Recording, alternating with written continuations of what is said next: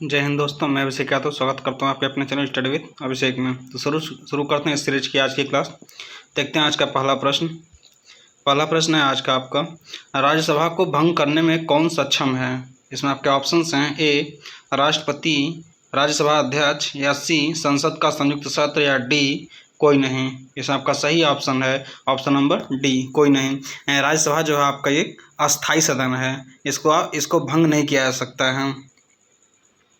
अगला प्रश्न देखते हैं, अनुच्छेद 51 संबंधित है। इसमें आपके ऑप्शंस हैं, ए अंतर्राष्ट्रीय विवादों को मध्यस्थता द्वारा निपटारे को प्रोत्साहन देने से, बी राष्ट्रों के बीच न्यायसंगत और सम्मानपूर्ण संबंधों को बनाए रखने से, सी अंतर्राष्ट्रीय शांति और सुरक्षा की अभिवृद्धि से, या डी महिलाओं के प्रति सम्मानपूर्ण दृष्टि से। इसमें आपका सही ऑप्शन है ऑप्शन नंबर सी, अंतर्राष्ट्रीय शांति और सुरक्षा की अभिवृद्धि से।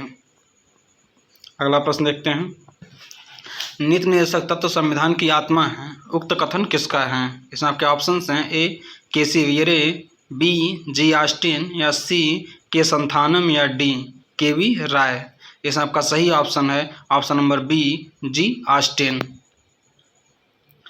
अगला प्रश्न देखते हैं, भारतीय संविधान के अनुच्छेद 14 में प्रयुक्त वाक्यांश कानून के समक्ष समानता किस संविधान से लिया गया है। इसमें आपके ऑप्शंस हैं, ए फ्रांस, बी ब्रिटेन, या सी कनाडा, या डी संयुक्त राज्य अमेरिका। इसमें आपका सही ऑप्शन है ऑप्शन नंबर बी, ब्रिटेन से लिया गया है। यानी कानून के समक्ष समानता जो है आपके ब्रिटेन के संविधान से लिया गया, जो आपका अनुच्छेद 14 में प्रयुक्त है। अब देखते हैं कौन कौन सी चीज़ें कहाँ कहाँ से ली गई हैं। तो संयुक्त राज्य अमेरिका देखते हैं पहले। संयुक्त राज्य अमेरिका से जो है आपका भारतीय संविधान की सर्वोच्चता, न्यायपालिका की स्वतंत्रता, निर्वाचित राष्ट्रपति एवं उस पर महाभियोग, उपराष्ट्रपति, उच्चतम एवं उच्च न्यायालयों के न्यायाधीशों को हटाने की विधि एवं अनुच्छेद 360 के तहत वित्तीय आपात, मौलिक अधिकार, न्यायिक पुनर्विलोकन की व्यवस्था, इतनी सारी चीज़ें आपके जो है संयुक्त राज्य अमेरिका से लिया गया है। और ब्रिटेन से क्या क्या लिया गया है। ब्रिटेन से लिया गया संसदीय शासन प्रणाली, एकल नागरिकता, कानून निर्माण प्रक्रिया, विधि का शासन, मंत्रिमंडल प्रणाली, और न्यायालय के विशेषाधिकार तथा संसदीय विशेषाधिकार। ये आपके जो है इतनी सारी चीज़ें ब्रिटेन के संविधान से ली गई हैं। अब जर्मनी से क्या क्या लिया गया आपका, आपातकाल के दौरान राष्ट्रपति के पास मौलिक अधिकार के निलंबन शक्ति संबंधी शक्तियाँ, और आपातकाल के समय मौलिक अधिकार में परिवर्तन की शक्ति, ये दो चीज़ें आपकी जर्मनी के संविधान से ली गई हैं। और दक्षिण अफ्रीका से क्या क्या लिया गया आपका, संविधान संशोधन की प्रक्रिया संबंधी प्रावधान जो है, और राज्यसभा में सदस्यों की निर्वाचन प्रणाली जो है, ये आपकी दो चीज़ें दक्षिण अफ्रीका से लिया गया है। और आयरलैंड से क्या क्या लिया गया है, राज्य के नीति निर्देशक तत्व, राष्ट्रपति का निर्वाचन मंडल की व्यवस्था, और राष्ट्रपति द्वारा राज्यसभा में 12 सदस्यों का मनोनयन, जो कि आपके स्पोर्ट हो गए, और आर्ट एंड कल्चर हो गए, और साहित्य हो गए, इस तरह के आपके जो आते हैं अन्य क्षेत्रों से 12 सदस्यों को मनोनीत किया जाता है राष्ट्रपति के द्वारा। और देखते हैं ऑस्ट्रेलिया से क्या क्या लिया गया है, संविधान की प्रस्तावना की भाषा, समवर्ती सूची का प्रावधान, केंद्र एवं राज्यों के बीच संबंध तथा शक्तियों का विभाजन, व्यापार, वाणिज्य और संसद के दोनों सदनों की संयुक्त बैठक, ये सारी चीज़ें आपके ऑस्ट्रेलिया के संविधान से लिया गया है।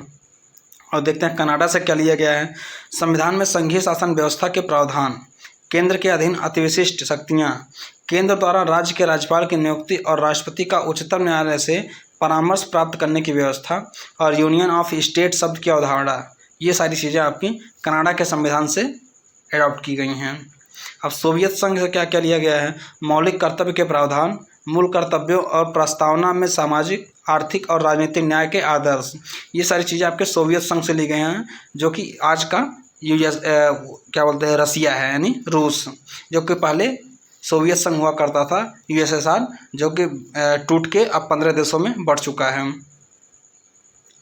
अगला देखते हैं जापान से क्या लिया गया है, विधि द्वारा संविधान को स्थापित करने की प्रक्रिया, यह आपका जापान से लिया गया है।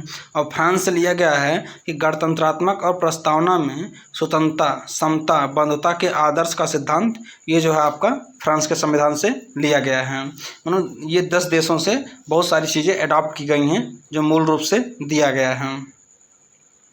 अगला प्रश्न देखते हैं, राज्यपाल के पदत्याग की स्थिति में त्यागपत्र किसे संबोधित किया जाएगा। इसमें आपके ऑप्शंस हैं, ए मुख्यमंत्री को, बी राष्ट्रपति को, या सी उपराष्ट्रपति को, या डी उच्च न्यायालय के मुख्य न्यायाधीश को।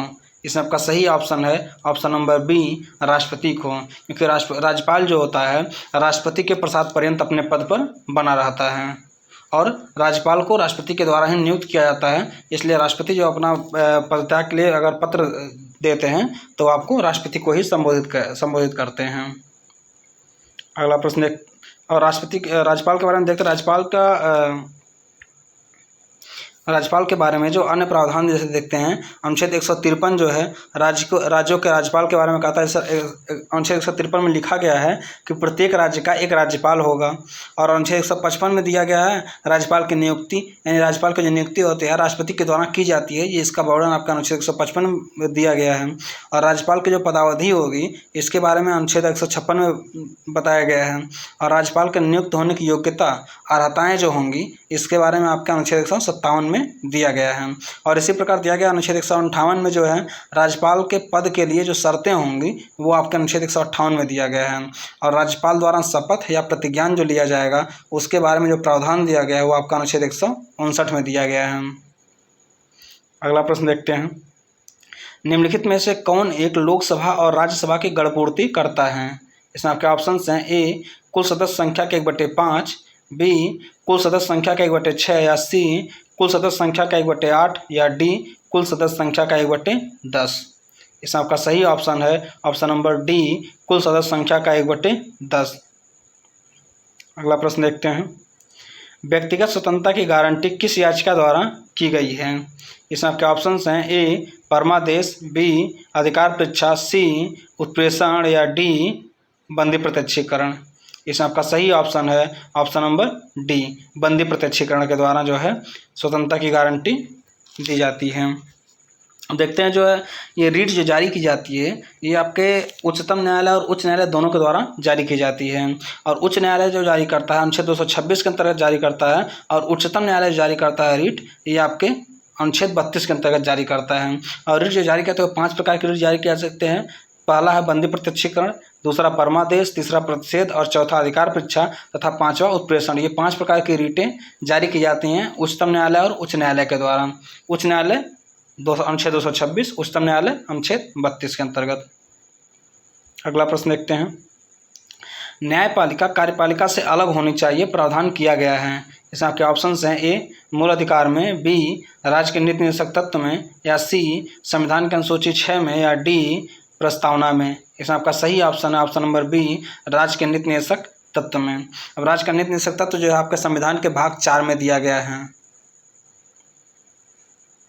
अगला प्रश्न देखते हैं, उच्च न्यायालय के न्यायाधीशों की नियुक्ति कौन करता है? इसमें आपके ऑप्शंस हैं, ए राष्ट्रपति, या बी उच्च न्यायालय के मुख्य न्यायाधीश, या सी मंत्रिपरिषद, या डी भारत के मुख्य न्यायाधीश। इसमें आपका सही ऑप्शन है ऑप्शन नंबर ए, राष्ट्रपति।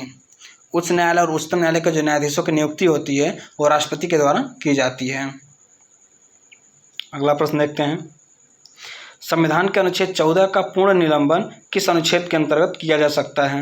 इसमें आपके ऑप्शंस हैं, ए अनुच्छेद 352, बी अनुच्छेद 354, या सी अनुच्छेद 356, या डी अनुच्छेद 359। इसमें आपका सही ऑप्शन है ऑप्शन नंबर डी, अनुच्छेद 359 के अंतर्गत की जाती है। अगला प्रश्न देखते हैं, भारतीय संविधान के अनुच्छेद 12 में राज्य शब्द निम्न में से किस भाग पर लागू होता है? इसमें आपके ऑप्शंस हैं, ए भाग 3 पर, बी भाग 4 पर, या सी भाग 3 व 4 दोनों पर, या डी संपूर्ण संविधान पर। इसमें आपका सही ऑप्शन है ऑप्शन नंबर सी, भाग 3 व 4 दोनों पर। अगला प्रश्न देखते हैं, किस याचिका के द्वारा न्यायालय समादेश दे सकता है? इसमें आपके ऑप्शंस हैं, ए बंदी प्रत्यक्षीकरण, बी परमादेश, या सी प्रतिषेध, या डी उत्प्रेषण। इसमें आपका सही ऑप्शन है ऑप्शन नंबर बी, परमादेश। अगला प्रश्न देखते हैं, भारतीय संविधान कितने प्रकार के मूल अधिकार प्रदान करता है? इसमें आपके ऑप्शंस हैं, ए 8 प्रकार, बी 6 प्रकार, या सी 7 प्रकार, या डी 9 प्रकार। इसमें आपका सही ऑप्शन है ऑप्शन नंबर बी, 6 प्रकार का। मूल अधिकार जो है आपका, मूल संविधान जब बना था तो मूल संविधान में आपके 7 प्रकार के मूल अधिकार दिए गए थे। इसमें समानता का अधिकार, दूसरा स्वतंत्रता का अधिकार, तीसरा शोषण के विरुद्ध अधिकार, चौथा धर्म की स्वतंत्रता का अधिकार, पांचवा संस्कृति एवं शिक्षा की स्वतंत्रता का अधिकार, छठवां संपत्ति का अधिकार और सातवां संवैधानिक उपचारों का अधिकार। ये 7 अधिकार जो है मूल संविधान में दिए गए थे। लेकिन 44वें संविधान संशोधन 1978 के द्वारा जो संपत्ति का अधिकार है ये आपके मूल अधिकार से निरसित कर यानी निकाल दिया गया, जो कि भाग 3 में दिया गया था, और इसको अब निकाल करके अनुच्छेद 300 के ए में कर दिया गया, जो आपका एक विधिक अधिकार हो गया है, मौलिक अधिकार न होकर के।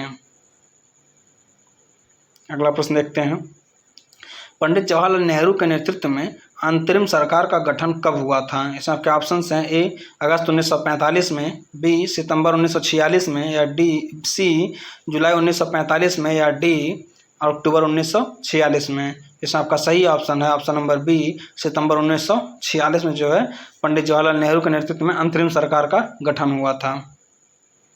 अगला प्रश्न देखते हैं, मुख्य चुनाव आयुक्त और 2 अन्य चुनाव आयुक्तों को समान अधिकार प्राप्त होते हैं और किस प्रकार के किसके वेतन प्राप्त करते हैं? इसमें आपके ऑप्शंस हैं, ए मुख्यमंत्री, बी राज्यपाल, या सी उच्च न्यायालय के न्यायाधीश, या डी सर्वोच्च न्यायालय के न्यायाधीश।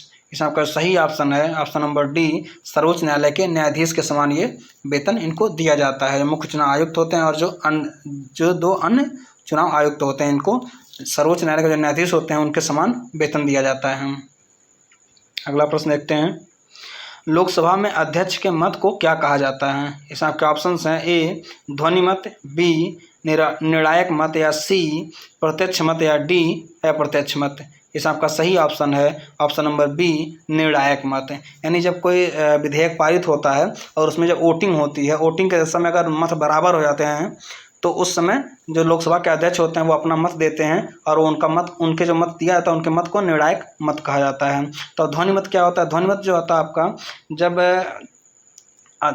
लोकसभा के यानी अध्यक्ष या सभापति द्वारा सदन के समक्ष जब कोई प्रश्न रखे जाते हैं और उस प्रश्नों में सदस्यों के द्वारा हाँ या ना में केवल राय देने को कहा जाता है, तो और वहाँ बहुमत के आधार पर निर्णय करते हुए अध्यक्ष या सभापति उसको प्रस्ताव को पारित करता है, यानी उसे एक ध्वनि मत के द्वारा उसे पारित किया था, उसी को ध्वनि मत कहा जाता है। जैसे मान लीजिए कोई प्रस्ताव रखा गया और उस प्रस्ताव में अध्यक्ष या सभापति जो होते हैं वो सारे सदस्यों से कहते हैं आप अपना हाँ या ना में अपना मत देंगे, तो उसी को आपको ध्वनि मत कहा जाता है।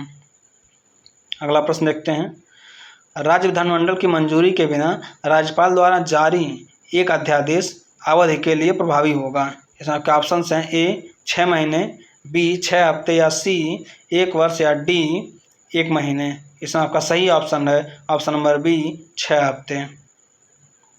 अगला प्रश्न देखते हैं, मौलिक कर्तव्य नहीं है। इसमें आपके ऑप्शन हैं, ए सार्वजनिक संपत्ति की सुरक्षा करना, बी संविधान का पालन करना, सी देश की एकता और अखंडता की रक्षा करना, या डी धर्मनिरपेक्षता का पालन करना। इसमें आपका सही ऑप्शन है ऑप्शन नंबर डी धर्मनिरपेक्षता का पालन करना। ये आपका एक मौलिक कर्तव्य नहीं है, जबकि और जो 3 दिए हैं ए, बी और सी में ये आपके एक मौलिक कर्तव्य हैं। अगला प्रश्न देखते हैं, राज्य का उच्चतम कानून अधिकारी कौन है? इसमें आपके ऑप्शंस हैं, ए महान्यायवादी, बी महाधिवक्ता, या सी प्रधान पब्लिक प्रोसिक्यूटर, या डी महासचिव विधि विभाग का। इसमें आपका सही ऑप्शन है ऑप्शन नंबर बी महाधिवक्ता, जो आपका राज्य का उच्चतम कानून अधिकारी होता है। महाधिवक्ता की नियुक्ति जो होती है अनुच्छेद 165 के अनुसार राज्यपाल के द्वारा की जाती है, और महाधिवक्ता जो है अपने पद पर राज्यपाल के प्रसाद पर्यंत ही बना रहता है, और यह जो जिसको महाधिवक्ता नियुक्त किया जाता है वह उच्च न्यायालय के न्यायाधीश बनने की योग्यता रखता है, तब वह उसे महाधिवक्ता नियुक्त किया जाता है राज्यपाल के द्वारा। और महाधिवक्ता जो कार्य होता है, महाधिवक्ता का कार्य है कि राज्य के प्रमुख को विधि संबंधी सलाह देना और राज्य के दोनों सदनों में वह भाग ले सकता है। राज्य के दोनों सदनों की जो कार्रवाई होती है विधानसभा और विधान परिषद में, वहाँ वह भाग ले सकता है, बोलने की शक्ति रखता है, लेकिन वह मतदान नहीं कर सकता है। और उसे विधानमंडल के सदस्यों को मिलने वाले सभी वेतन एवं भत्ते विशेषाधिकार प्राप्त होते हैं। और इसी तरह से जैसे राज्य में महाधिवक्ता होता है उसी तरह केंद्र में महान्यायवादी होता है। अब महान्यायवादी का उल्लेख आपके संविधान के अनुच्छेद 76 में किया गया है, जिसे राष्ट्रपति अनुच्छेद 76(1) के तहत महान्यायवादी की नियुक्ति करता है। अगला प्रश्न देखते हैं, लोकसभा में सीटों का राज्यवार आवंटन 1971 की जनगणना पर आधारित है। यह किस वर्ष तक बरकरार रहेगा? इसमें आपके ऑप्शंस हैं ए 2024, बी 2026, सी 2031 या डी 2028। इसमें आपका सही ऑप्शन है ऑप्शन नंबर बी 2026 तक जो है 1971 की जो जनगणना होती है उसके आधार पर जो है लोकसभा में जो राज्यवार सीटें, जैसे उत्तर प्रदेश में कितनी सीटें, बिहार में कितनी सीटें, उत्तराखंड में कितनी सीटें, मध्य प्रदेश में कितनी सीटें, महाराष्ट्र में कितनी सीटें हैं, अलग अलग राज्यों में जो लोकसभा की सीटें दी गई हैं वो 2026 तक वैसे ही बना रहेगा, उसके बाद उसमें परिवर्तन किया जाएगा। आज के लिए इतना ही, हम मिलते हैं अगले क्लास में। जय Hind, thank you so much.